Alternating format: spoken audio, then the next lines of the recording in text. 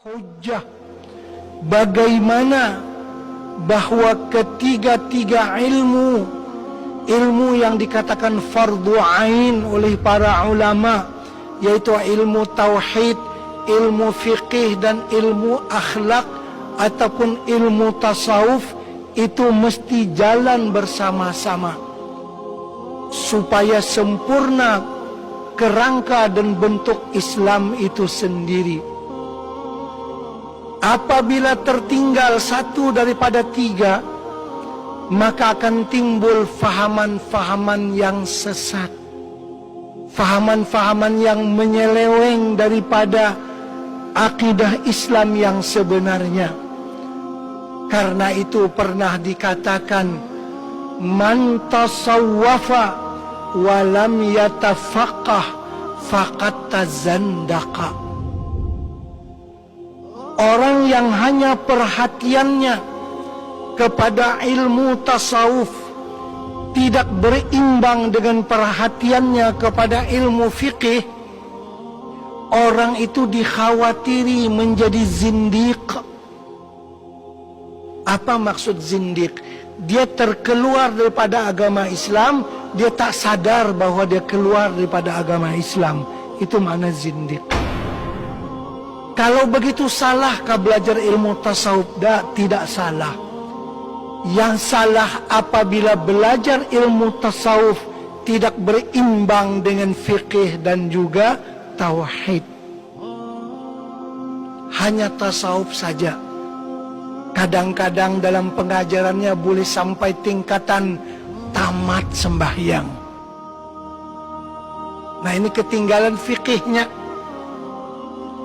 Setinggi manapun makam dalam ahli tasawuf, tidak ada makam libur salat, tidak ada makam tidak wajib sembahyang. Kalaupun mungkin terdengar ungkapan sebagian ahli tasawuf yang berbicara, kami telah sampai ke suatu makam yang sudah tidak wajib lagi sembahyang. Ungkapan-ungkapan yang demikian tuh jangan dihuraikan seenaknya saja.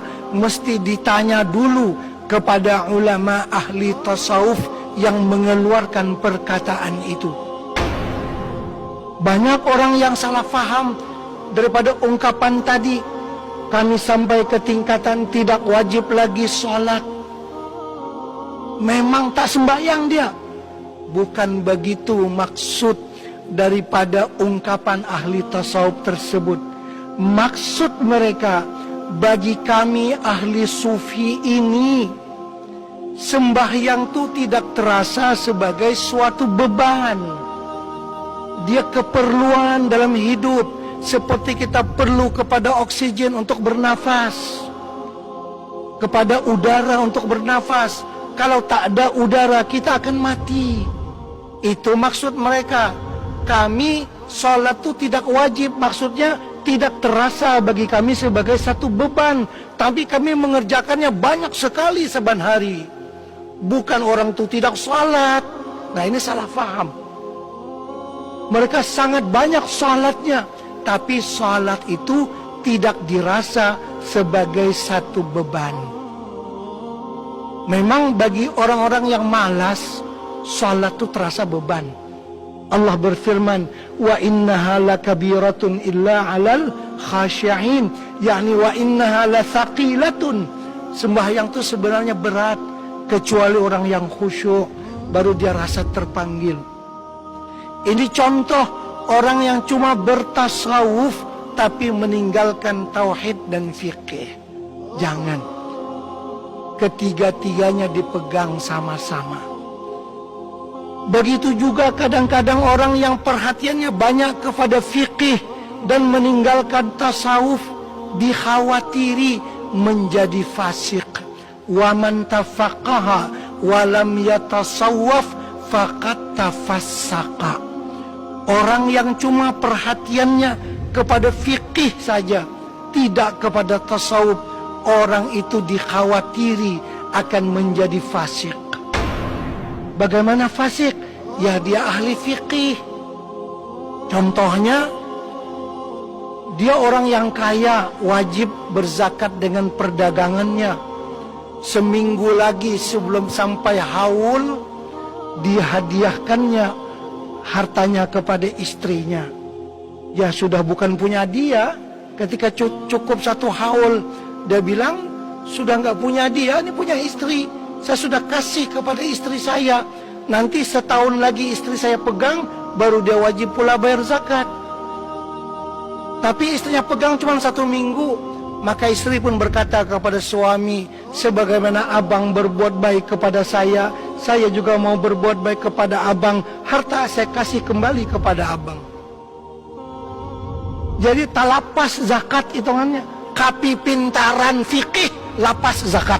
Nah, itu yang dikatakan wa man tafaqaha wa lam yatasawwaf faqad tafassaqa. Ahli banget fikihnya sampai Allah Ta'ala diakalinya. Secara fikih betul, karena tidak cukup haulnya. Tapi secara tasawuf, Masya Allah, secara tasawuf, jangankan zakat yang wajib, yang sunat pun dihambur-hambur disedekahkan. Orang yang zuhud dengan dunia bagaimana? Kan begitu. Nah, Al-Ghazali rahimahullahu ta'ala, imam yang mampu menghimpunkan ketiga-tiga ilmu ini dalam kitab-kitabnya secara terpadu. Karena itu, apabila kita mengkaji tasawuf atas aliran Imam Al-Ghazali, dijamin selamatnya. Karena kita mengkaji tauhid, fikih, dan juga sekaligus tasawuf. Bukan tasawuf melulu ataupun fikih melulu, tapi adalah dibarengkan semuanya itu.